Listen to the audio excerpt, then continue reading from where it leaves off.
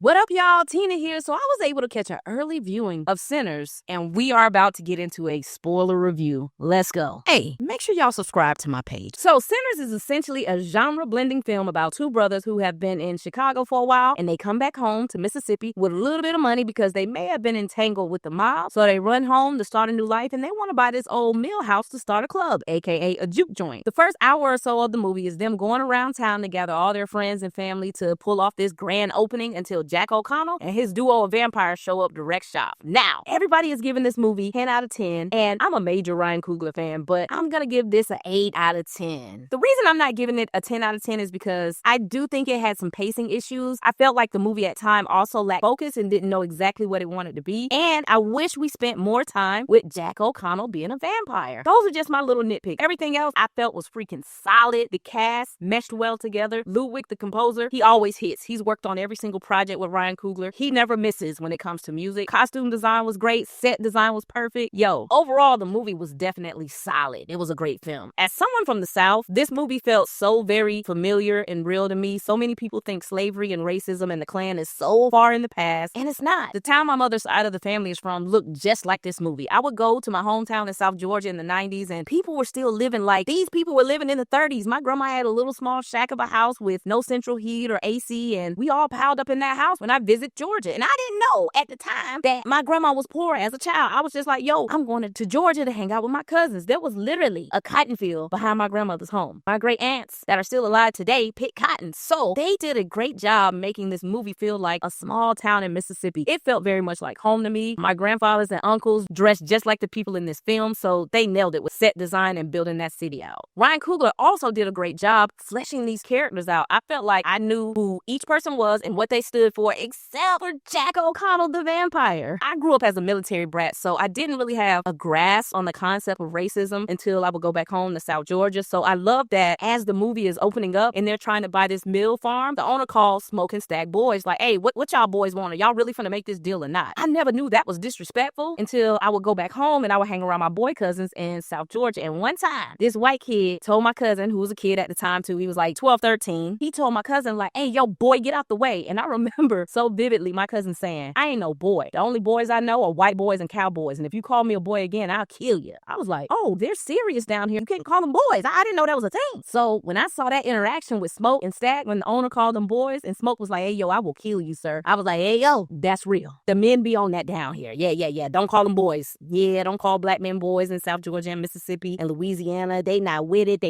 Don't do it. And the thing, I thought this man was making an honest business transaction when in reality, he was setting Smoke, Stack, and everybody at the juke joint up to be slaughtered by him and his clan buddies. Yo, Matt, I'm so glad that Smoke got his payback in the end. But yo, let's get into these characters. Smoke and Stack, man, I really love Michael B. Jordan's portrayal of these guys. When Ryan Coogler makes a movie, it's always the little things I like about his direction. For example, I loved how these twins were so very different, yet they had a connection and a bond that was so deep that it even had Smoke thinking about becoming a vampire at one point just to be with his brother. And Stack was already kind of like flashy and, you know, he was the more slickster type of guy. When they turned him into a vampire, oh, he was loving it. He really loves the vampire life. Yeah.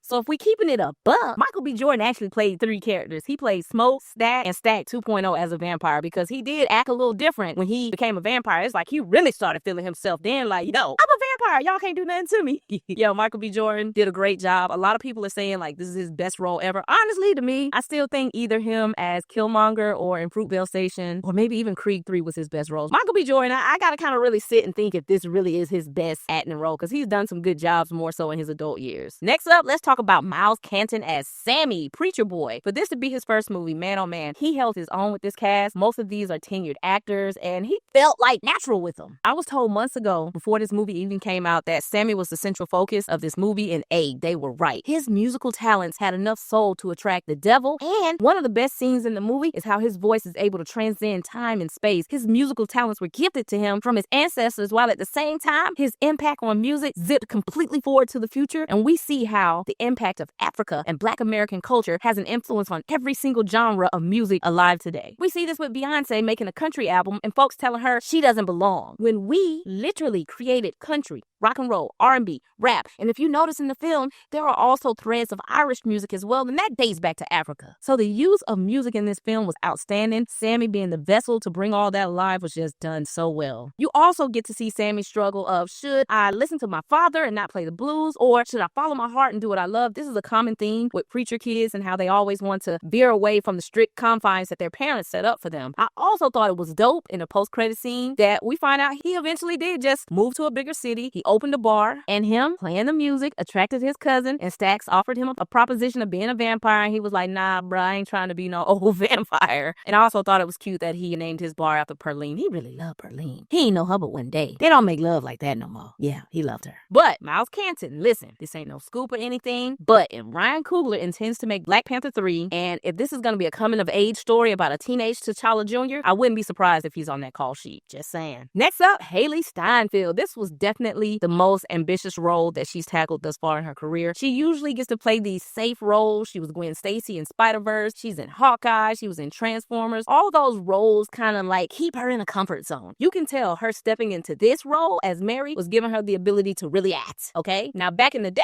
Mary would have been considered a Black woman due to the one drop rule. So for the most part, she's been able to pass through life as a white woman, but that little bit of Black is in there. It still attracted her to Stax. She still feels at home or comfortable around Black people because of how she was raised. Her grandfather was half Black in the movie, but her grandfather in real life was half Black as well. So some of this gave her the ability to have art imitate life somewhat. And she talked about that in the interview that she did, that this movie, you know, made her question a lot of things about her history and her family's past. So this was dope for Hailee Steinfeld to take this role. Now, her and Stax had a little romance or fling in the past. He thought he was doing her a favor by disappearing because he knew he couldn't be with her. And if he did be with her, there's really not much a Black man can offer a white woman during those parts except possibly getting them both unalived, or maybe he gets hunted down and removed because they see a Black man with a white woman. So she essentially was married off to this rich white man, but that's not what she wanted. She wanted to get some closure with Stax. And I also like how a lot of y'all might not have caught this, but throughout the movie, people kept trying to keep her away because everybody knows either directly or indirectly, white women being around a group of Black people during that time would mean death. And look what we have.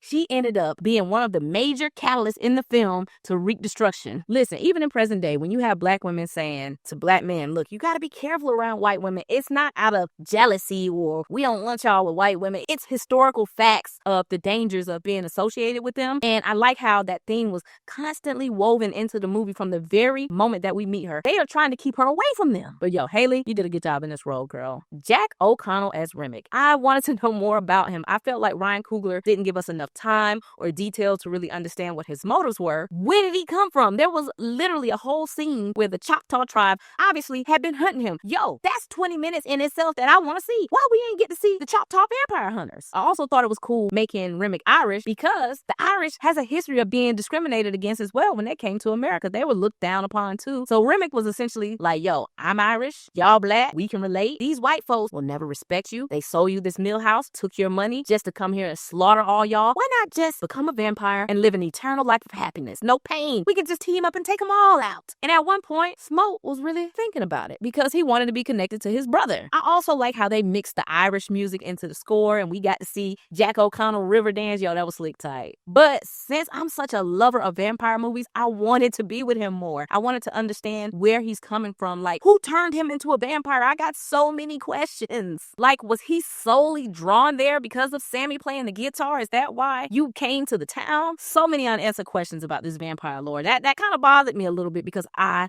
love vampire movies, okay? That bothered me. But yo, Ryan Coogler has this massive deal with Warner Brothers, and if this movie is a box office success, maybe we can get a prequel about Jack O'Connell. Where he come from, who he is, what he want, or hey, maybe we're gonna get a sequel for the future. Either way it goes, I want more of what Ryan Coogler is cooking. Next up, my girl Ruby Baptiste, B15, Wunmi Mosaku. I love you. You are loved. You are appreciated. I have loved you since the day you took that shoe off in Lovecraft Country and put it where the sun don't shine with Cardi B playing in the background. Misha Green is a genius too. But your role as Annie, I adored. Ryan Coogler said he wrote Annie in the vein of his own wife because Ryan stated his wife is so wise, so protecting, such a woman to him, and the way that you, Wunmi, showed up in this film for Smoke was so outstanding. I loved it. Loved it. When Annie said, have you ever thought that maybe the reason you're still alive is because I've been praying over you, Negro? I felt that, sis. And Annie is such a representation of the women from the South in our lineage. Back before there was Instagram models, men loved and wanted women like Annie. She was the prize. I love how she knew all the damn vampire rules. She knew how to deal with the vampires because otherwise everybody else would have been dead within 10 minutes. Smoke thought he could shoot his way up out of everything, and Annie was like, no, wait. It's rules to this. Let's calm down. The women in our community like Annie are so wise and vital, and I'm so happy for Wunmi Mosaku getting all this praise from playing this role. The rest of the cast, Cornbread, Pearline, Delta Slim, and Grace, they all played their role perfectly. So glad that Omar as Cornbread was able to get a little shine. I've been watching him for years. Jamie Lawson as Pearline, she's great in everything that I see her in. She has not missed yet to me, okay? But Pearline, if you would have took yourself home to your husband instead of going to the juke joint, you probably would have lived. Shouldn't have been out cheating that night. Everybody was cheating in this movie. Pearline, where did you tell your husband you was going? To stay with your sister, and you ended up at the juke joint. Now you a vampire. That's another thing. All these people that got turned into vampires, where did they go? Their family gonna be looking at them. Is it just gonna be like missing person signs up everywhere? It's a bunch of, it's not 30 or 40 people missing that got turned into vampires, okay? Next up, Grace, you was dead wrong, sis.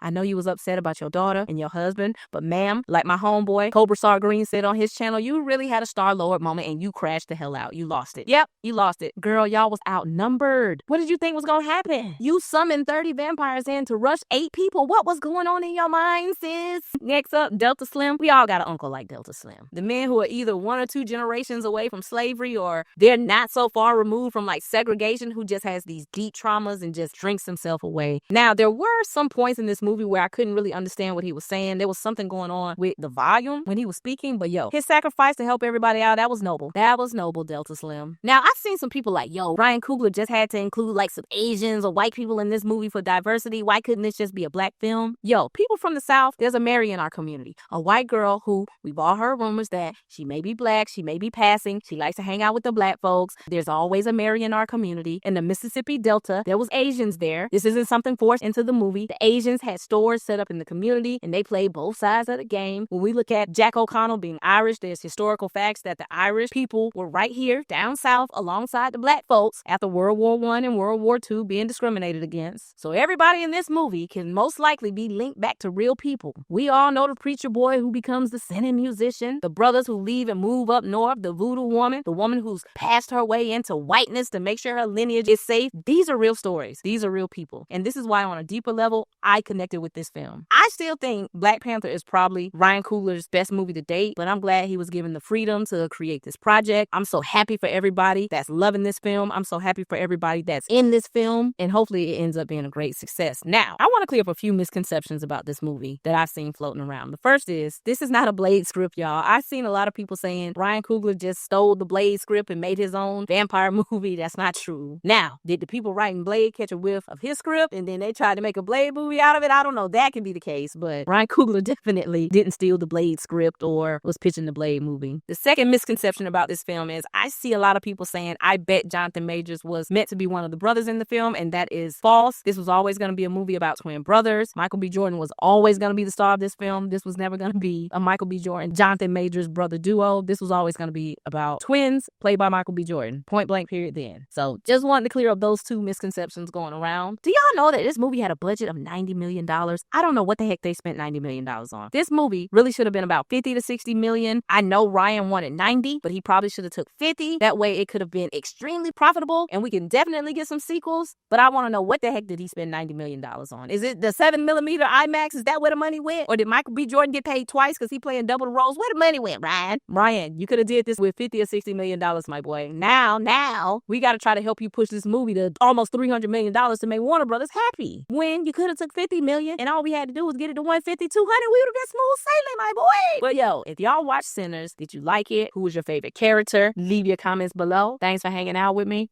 Peace.